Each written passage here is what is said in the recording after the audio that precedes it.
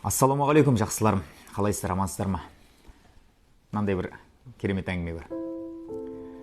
1898 жылы Германияның сол кездегі патшасы Вильгельм II іс-сапармен жанына әйелін ертіп Шам еліне барады.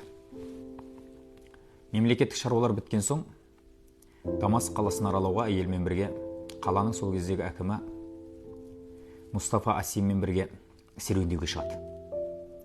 Сол кезде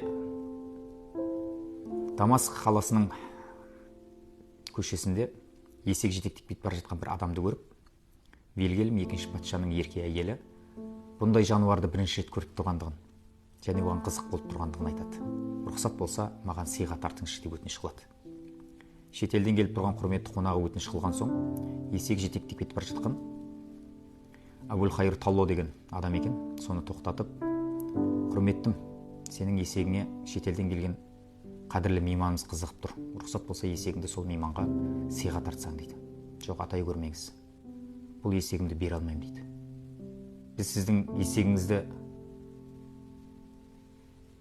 қадірлі мейманға сыйға тартамыз деп мемлекеттің атынан сұрап тұрмыз. Жай сөзбен бермесеңіз тартып аламыз дейді.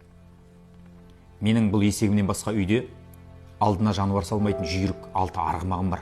Сол 6 арғымағымды тартып алсаңыз да, мына есегімді бере алмаймын, атай көрмеңіз дейді.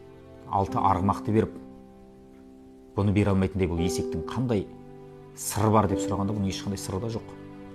Сіз бұл есекті шетелдік мейманға сыйға тартсаңыз, құлағы салып етіп Сириядан есекті сыйлыққа алып келдім деп Германияға барған соң айтады. Оны журналистер келіп түсіреді, ел келіп қызықтайды. Сирияны бұрын көрмеген адамдар Сирия десе көздеріне есек елестейтін болады. Сирия десе көздеріне есек елестейтін болады.